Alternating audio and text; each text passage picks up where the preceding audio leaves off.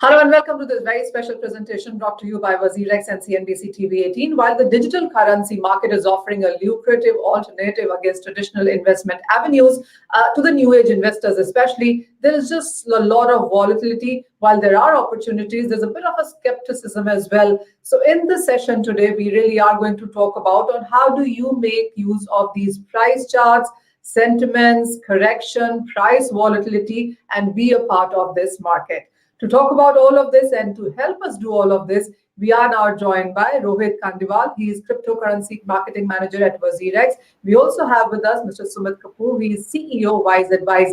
Gentlemen, hi, a pleasure to have you joining us here on CNBC TV18. But starting off with the price pattern itself, and one thing that this market tends to hear at all times is that it is volatile. And what about the investment protection for customers from here? So those are a couple of questions that we seem to be getting from at all times. Sumit, how would you answer that one? Volatility can be a friend. It can be a reason that you're making money. It also is a bit of a risk. How would you tackle this one? Manisha, if you talk about cryptocurrency, it is always being volatile. That is why the people, the young youth is loving it. So I will say it is a friend for the youth because it is volatile. Because if you go to stock market, we invest over there. It takes about years to make about 10%, 20% on our investment. But over here, being volatile, you have more chances to make more money. That is why the people are loving the cryptocurrencies space. Rohit, how would you look at that? Because every asset class has a micro and a macro and fundamentals to it. How would you ascertain it around cryptocurrencies? Thanks a lot, Manisha, for having me on the show. So you rightly said that the market is a little volatile as compared to the stock market. But there are a few things that you need to also consider. The stock market is only available on the working days for 6 hours a day, but the crypto market is available for 24 hours a day, right? So I did some calculation. In November itself, the market was active for 21 working days, which constitutes to somewhere around 126 hours. But if we compare that to the crypto market, there are 740 hours of trading time that is available. So considering that, the opportunity available for the traders, which can be used for monetizing or for hedging their situation, it's relatively not that volatile. And we'll discuss this, I'm sure, when we go ahead in the show. Yeah.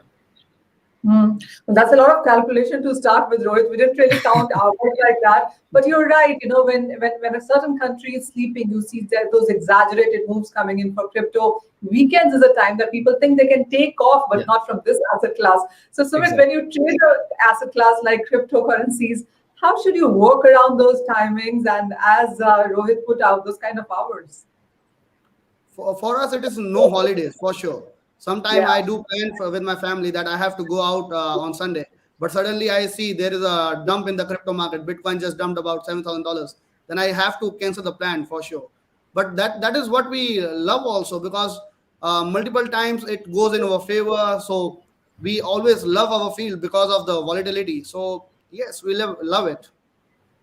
Sumit, another thing really is that the way the market is behaving right now. There also was there was recently a study done, I am assuming by Bloomberg, which said that 50% of a Bitcoin movement is sentiment and factors, and 50% of that really is the way gold moves, which is inflation or treasury yields and economic data and statements from central banks. Is that how we need to look at this asset class? See, it is nothing new in cryptocurrency. If you talk about in 2013, 17, every year we hear a lot of bad news, a lot of good news that impact into the favor or against it. Right now, if the China announce something against cryptocurrency, of course the price has to go down. So we always take all those tax into account, and then only we are putting money into crypto investments. I always suggest the people to invest only that money that they have in surplus. That because if they have surplus money, they will have enough time to hold their positions. That is the biggest problem that the investors are having right now. They just invest blindly on the basis of that other people are making money. I will put money right now and I will make money very quickly. And once their position goes down against them, and then they get panic. That should not happen. And if that is a surplus money, it will never happen. Well, all right. There are two important points that you put out, Sumit. One is the surplus money, and two is about holding it longer term so that you ensure that you make money and the near term fluctuations do not worry you. So, Rohit, this question is to you. I mean, you have all the exchange data in front of you. What would you say? What really has been the pattern? Are investors who hold longer term make better money? Yeah, so I don't have like the exchange data. Obviously, that information is confidential. But a lot of information, in fact, for the investors and traders is available on Twitter, on Telegram, and a lot of places. To just give a stat, and you rightly said, holding Bitcoin and cryptocurrencies for longer term, especially Bitcoin and established cryptocurrencies, has given a lot of advantage to the investors and to the traders. Just to give a little stat, the Bitcoin that has not been traded in the last 1 year and held in the addresses, the number of such addresses are now 23 million addresses on the blockchain network, and the holdings of Bitcoin on these addresses is more than 10 million. What I'm meaning to say is the people who are holding Bitcoin and keeping with them in their own wallets is steadily increasing since last 1 year. So once we look at the on-chain data, and once we start really looking at what the real money is doing, what the whales on the blockchain network is doing, we start to realize that these fluctuations that we think that the market crash for maybe even 20% is not really that important, because the way that Bitcoins are moving into the hands of the smart money is very important to analyze for long-term holders. So yeah. Oh, yes, absolutely. That data pretty much is available. Sumit, until now, the other asset classes that we were watching out for, whether it was equities, commodities, currencies, and a 3 to 4 to 5% of a move in a single day used to make headlines, and that would happen far and few. But with cryptocurrencies, people have woken up to those kind of moves in matter of minutes. How does one read that? Is Bitcoin in a super cycle? The way the altcoins have been behaving, the way the meme coins have been behaving. I get your point that if you're invested, stay invested for a longer term. But for somebody who is new to the market, who's a beginner who wants to get in right now, what would your advice be? I will say for super cycle, your question was for super cycle. First of all, we call it super cycle because a lot of prime investors has jumped into cryptocurrencies. There's a lot of youth. If you talk about compare in 2013, 17, right now the number of users and the number of wallets that are holding cryptocurrency is increasing day by day. So our chance to have more return or an investment is getting more safer as well, because the more number of wallets controlling the Bitcoin, that is more safer for us. Because if one whale is holding all the Bitcoins, it is of course extreme dangerous for all of us. So if a number of wallets are increasing, that means the cryptocurrency reach is also increasing, and the risk factor is also decreasing for us. That is the main aspect that a person and a new investor should look into for. And if you talk about the new investor who are willing to invest into cryptocurrency, I always say don't look for other people's profit. First of all, look into the project, what the project is doing, what is their future aspect, what they want to do in the future for blockchain, and who are the team behind the project. If you see all that aspect, for sure you will get a lot more idea about the project. If you talk about Solana, for example, it was only $1 to $2. Everyone predicted that it has to go up. You have to hold Solana. And anyone that has done till now, it has gone from $1 to $250 in just about a 1 year time or even less. So if the team is solid, if the project is doing really something that blockchain needs, then it has to go up. So you invest wisely, you invest on the project that has a future with them and has a use case with them. As you mentioned, Sumit, that if you are an early mover into this, if you've adopted it early, is where you really have made a killing. In every asset class, every generation, we see that happening with an asset class. This one is to you, Rohit. How have you seen the kind of rush that we've seen in case of cryptocurrencies? I mean, we do keep talking about on how women, how various age generations, age groups, tier 2, tier 3 cities are now onboarding this. Yeah, I mean, see, there are a lot of the penetration of Bitcoin and cryptocurrencies in this space right now is very limited, right? There are a lot of people who will be getting into cryptocurrencies, but unfortunately they don't have an understanding of the asset. They don't have an understanding of the risks involved, and they might not know how early they are in the adoption of such a technology, right? So we are, in my opinion, we are in the early stages of the internet era, and there are a lot of new things that are coming up, and failure and dumps per se, those dumps in the market are common. They will still be common, but what we are seeing right now from all the institutional investors around the world is that the real money, the serious money, has started to flow in, the what we call as smart money, that has started to flow into the cryptocurrency space. And this will keep on moving on, because before the retail investors jump in, there is always the smart money that leads the way, right? So what we are observing right now is that the leading cryptocurrencies like Bitcoin and Ethereums of the world are really starting to get a lot of attention from these serious investors, and they're not traders. They are holding the cryptocurrency because they want to build on it, right? To give an example, on Ethereum network itself, there are 8 million Ethereums that are locked in DeFi, so-called decentralized finance applications. And there are more than 8 million Ethereums that are locked in Ethereum 2.0 staking, which is going to come in the next few months. So the thing is that we are now seeing a lot of people who want to build on technology. They don't want to just stay there and make quick money, right? Like I said earlier, Bitcoin holders for more than 1 year have been steadily increasing despite of the drop, right? So what I'm seeing is that there's a pathway that is being made by companies, by centralized exchanges from around the world, because they are the ones who are going to lead the way to create like a pathway where other people can follow, right? So there's a huge responsibility also for exchanges like WazirX and other exchanges in the country, and the objective is just to make sure that once that the next 1 billion people jump in the technology, they are safer, and they're not exposed to so much volatility, or if they are, they should understand that there is a certain loss on it. So yeah. We get your point that smart money does add credibility to an asset class, and we absolutely have seen that happen with cryptocurrencies, where we have seen Wall Street brokerages, big financial institutions, and big corporate actually onboarding into cryptocurrencies. Sumit, earlier when we would see a correction or a sharp decline in cryptocurrencies, people would tell you, I told you so, it's not going to hold on, it's a bubble. But now people actually wait for correction so that they can be part of this as well on a lower side. How have you seen that mood change?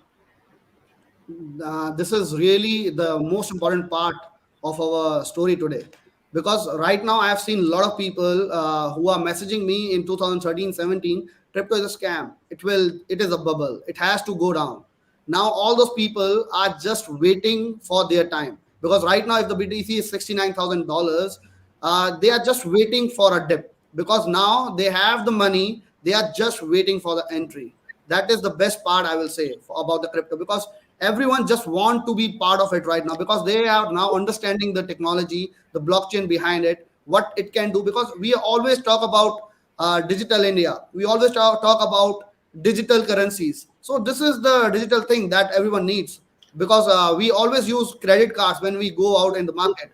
Right now with cryptocurrency, I really hope in the market, when I go to a restaurant, there should be a scan code over there. I just scan and I just pay the money. I buy a car, I just scan and I buy the car with cryptocurrency. That should be the future, and that will be the future, I believe. Sumit, also, are you looking at any concerns for the shorter term, for the longer term? How would you read this market right now? Because even as people are investing, people are opening more accounts, there is better regulatory conversation that we've seen, not just in India, but various other countries as well. There is that bit of a concern still into the minds. Some people are still waiting in the sidelines there. What would you tell them? See, I will say crypto is decentralized. I do believe in 2013-17 when I entered into the market, and I still believe crypto cannot be stopped.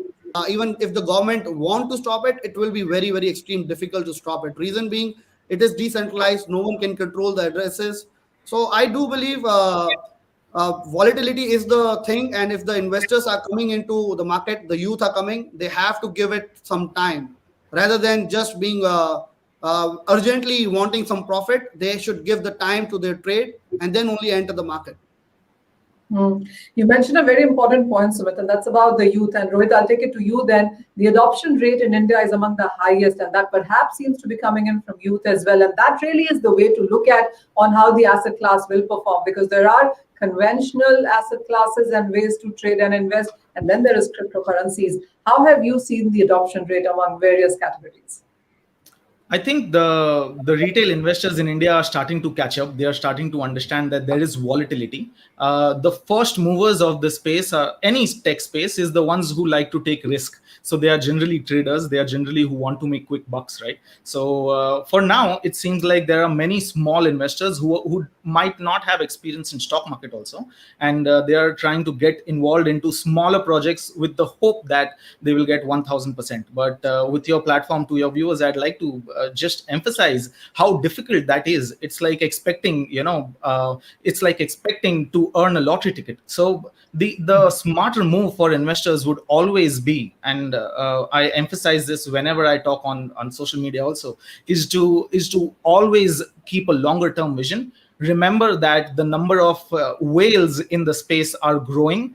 By whales, what I mean is people who are holding a lot of Bitcoins, a lot of Ethereums, they are growing. Just to put a perspective over here, the number of addresses that Bitcoin addresses that hold, that are above $60,000, people who've just bought it, the number of addresses they've bought it is more than 2.1 million addresses. So above $60,000, the number of addresses who've bought Bitcoin is around 2.1 million addresses, and they've bought more than 1.2 million Bitcoins. Not 1.2 million dollars, 1.2 million Bitcoins above $60,000. So once we start considering these on-chain data, and once we start informing the viewers about the importance of looking at these things, because before this, looking at these data was not possible on stock market. In stock market, you cannot figure out how many, you can, but it's a little difficult to figure out how many stocks were sold at what price and who was holding them. But right now, because of on-chain analytics, it is so easy to figure out, and these information is available online for free. So people can go on Twitter and have a look at it. And once we start looking at these informations, right? So we start realizing that it's a long-term game. The race is long. We've just not reached, the first stage of this thing. To give a perspective, since Ethereum 1559, I'm sure you guys would have discussed earlier, when it was launched a few months ago, the number of Ethereums that are burned right now is more than 9 lakh Ethereums. So the number of issuance of Ethereum has gone from 4% down to as low as 0.07%. That's a drop of more than 90%. And the price of Ethereum has not changed at all. So imagine how big this thing is and how much big the opportunity that people who believe in it have, right? And I've seen Sumit talk about these things quite a lot of time on his show also, that, they need to understand the technology before they jump into it. And I'd like to emphasize for viewers to have a look at the on-chain data. Don't look at those numbers that you see, in last 15 days, the market has dropped 15%. It might have, but 15% is common, right? I have some information with me from mid-April to mid-May, the market dropped 50%. So that volatility is good. In fact, it gives pathway for new money to flow into Bitcoin and into other cryptocurrencies. Or else, imagine if the price of Bitcoin just keeps increasing, I would never be able to buy it. So people need to understand that volatility, especially these corrections, are value, and they are a pathway for new people to jump in and to grab those opportunities. This is not, of course, a financial advice, but to just learn about things, right, that are are freely available on Spaces. So yeah.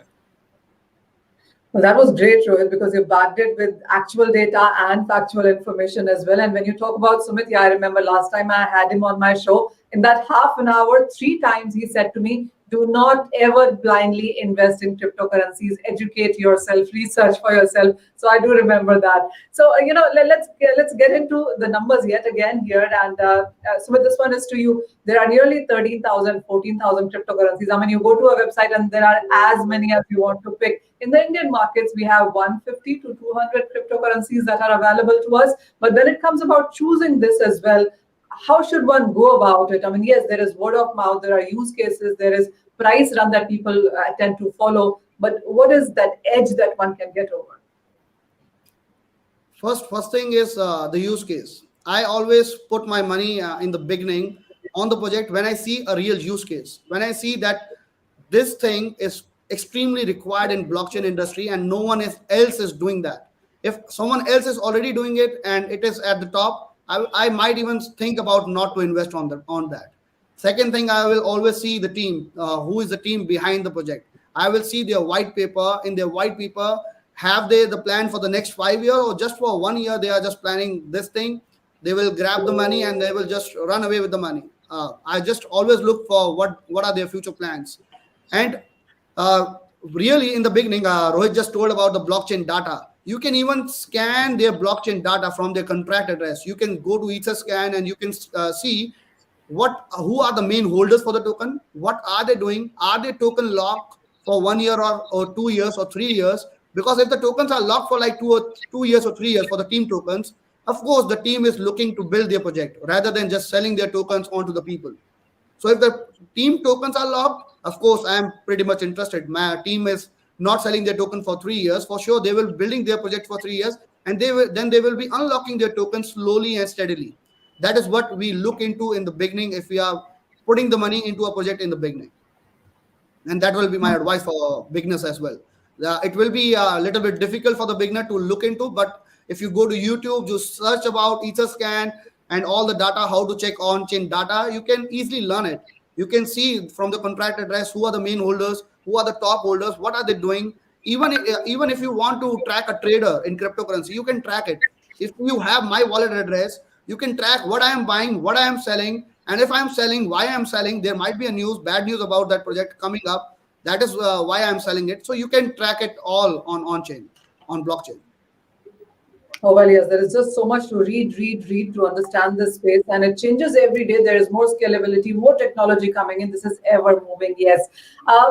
Buying is one part of it, and that research and that advice is coming from Sumit. But Rohit, tell me this, when people are buying, are they also doing systematic planning when they look at cryptocurrencies? Do you see a lot of SIPs coming in? Are people buying in a more disciplined way into this one? I think you raised a very important topic in investments advices. Which is to have discipline, right? A lot of stock investors on channels like yours have come and they've talked about discipline in the market. So whenever investing into cryptocurrencies, it is not that difficult. It's not that different also. If you are planning to, if anybody, in fact, if even I'm planning to invest a certain amount of money, if I think through it and don't go into FOMO buying, it's called fear of missing out. So if I don't go into FOMO buying, what I would advise myself, in fact, is to divide those investments into multiple trenches and invest in time, not on the projects, right?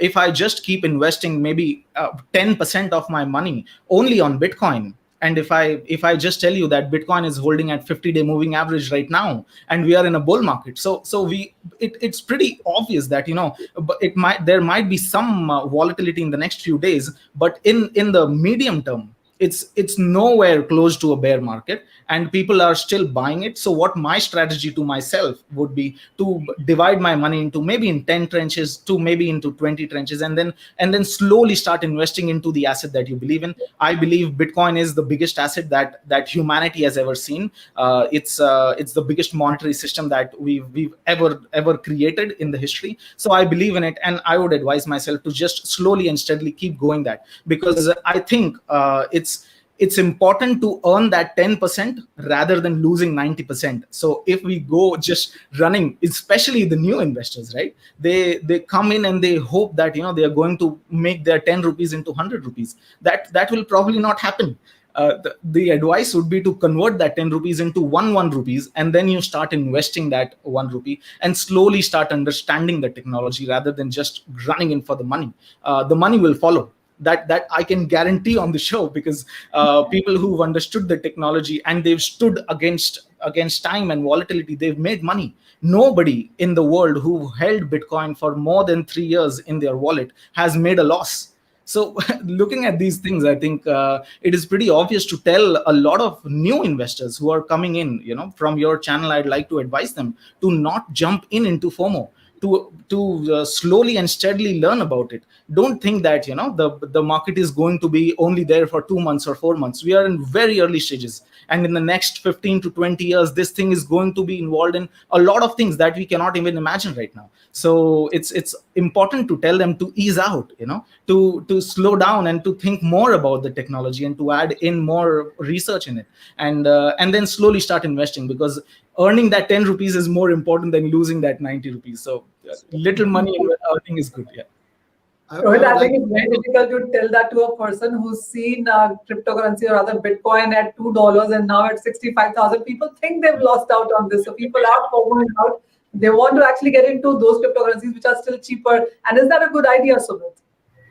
But Manisha, that is the biggest problem I have seen. Like people do compare Bitcoin and say Bitcoin has traveled from $9 to $69,000. So similar thing will happen with Tron as well. Similar thing will happen with Dogecoin as well. Dogecoin will go to $69,000. Is it possible? It is not possible.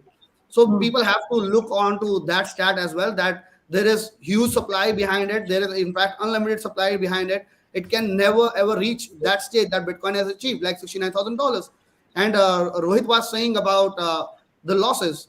One of the things that I have heard a lot in the crypto market, that I have made a loss in crypto. I will say no one in the crypto has lost even a single rupee if he has hold it to his money. I'm taking an example from 2017 from my friend who has just bought Ethereum at the top. In the 2017, it was at top about $1,200. He bought on the same day, and next day it was a crash. And from there, it went to $80. From $80, it has traveled to again $5,000.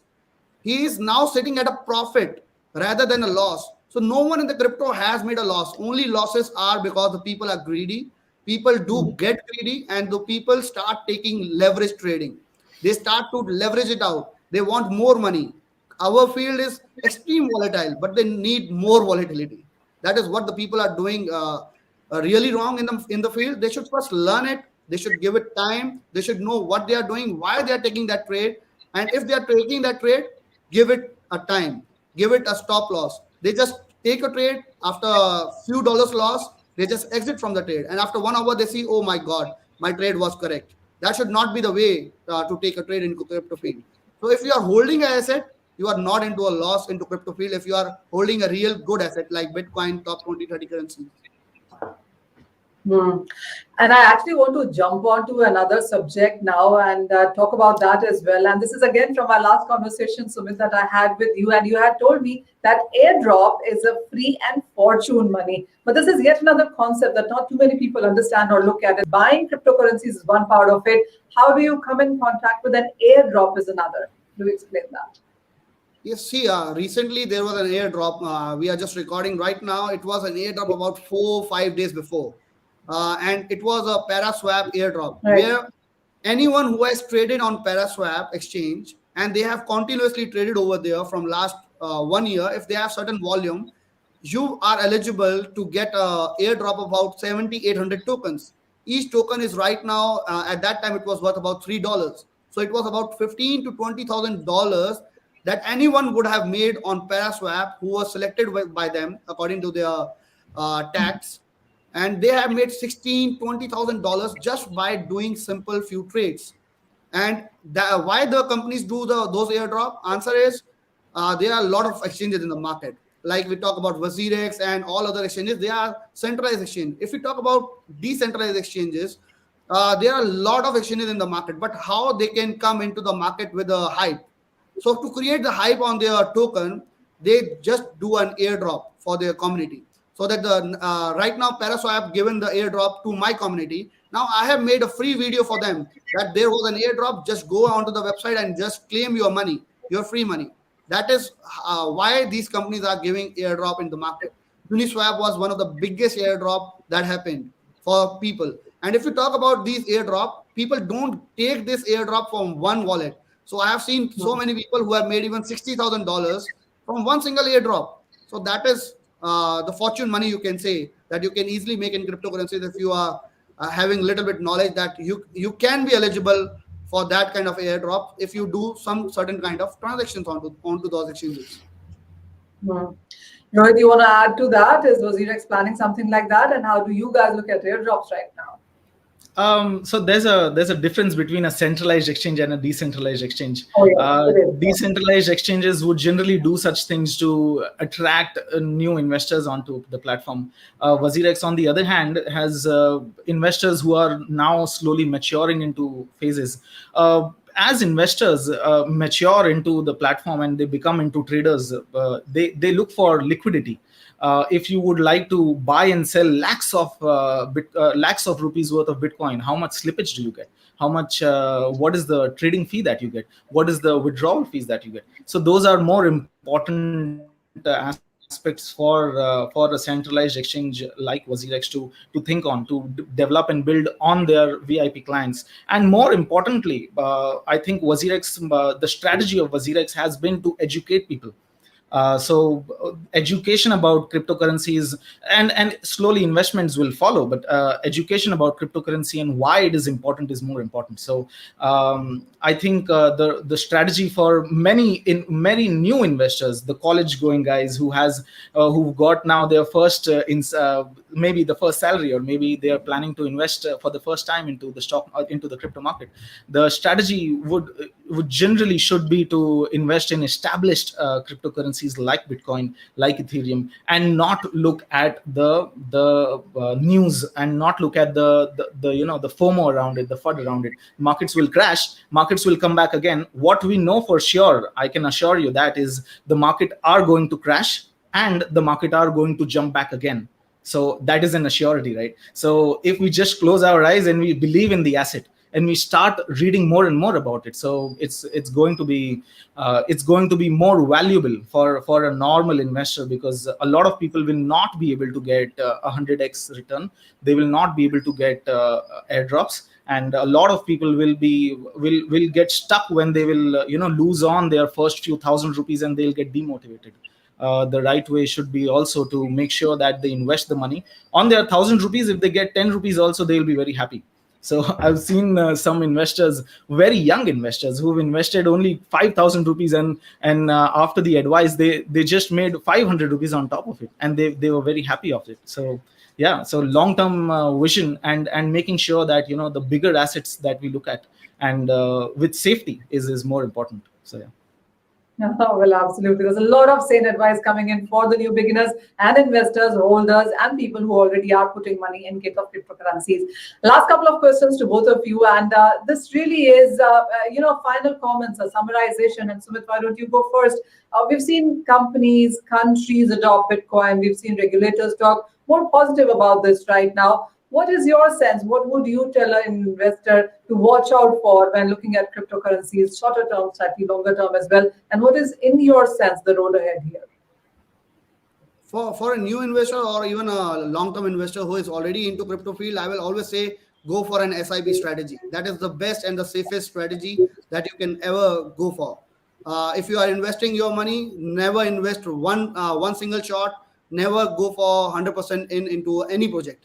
Even if it is Bitcoin, don't go and put 100% money right now over here. Divide that into certain points, and I have the best thing in a SIP strategy. That is, every dip I buy certain amount of certain amount of assets. I have 10 assets.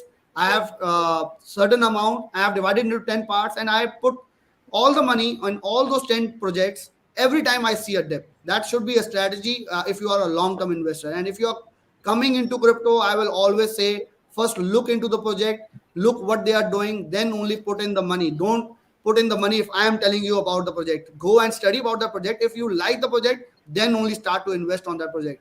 People just jump on because someone has told them that this will go to the moon. That is the line in the crypto. It has to go to the moon. So don't invest blindly. First look what the project is doing, what the future plan is, then only invest your money, because it is your money. It is not that person money, because at the end, I will put a disclaimer, profit and loss is all yours. So of course, if you're investing, you have to invest wisely. You have to invest by taking a look that if you lose a certain amount of money onto this project, it does not matter to you. That should be your strategy. Your strategy for a long term should be SIP. For short term, you can invest according to the news. Point taken. So it has to be an SIP, do it in a staggered way, make a diversification, and have a portfolio which has various things and not just one thing at one shot, is the view coming in. Your words, final words, Rohit.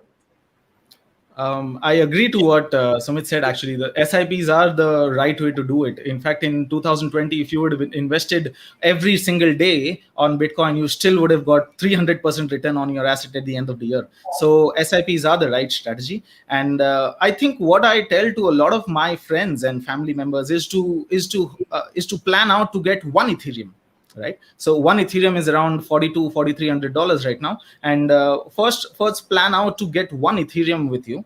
Start investing a little bit, and even if you invest like $50 onto it, maybe 3,000 rupees, 4,000 rupees every month, and plan out to and have a vision to get one Ethereum. And once you have one Ethereum, then plan out to get 5 Ethereums, and then once you have that, maybe plan out to get one Bitcoin. Right, so Bitcoin is now $60,000. At the end of the year, it may be $100,000. So then you are running to get that money, right? So and you're invested into Bitcoin, you're invested into Ethereum. Don't look at dollars, don't look at money.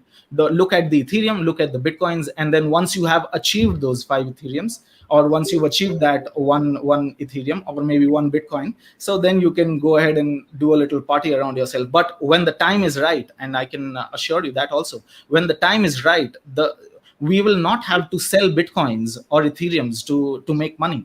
Just by holding them, we can make money, right? So that's the advice I would give to a lot of people, the new people who jump in.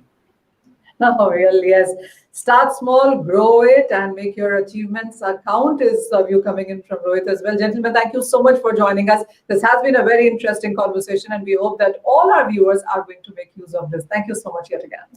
Thanks a lot. Thank you, Manisha.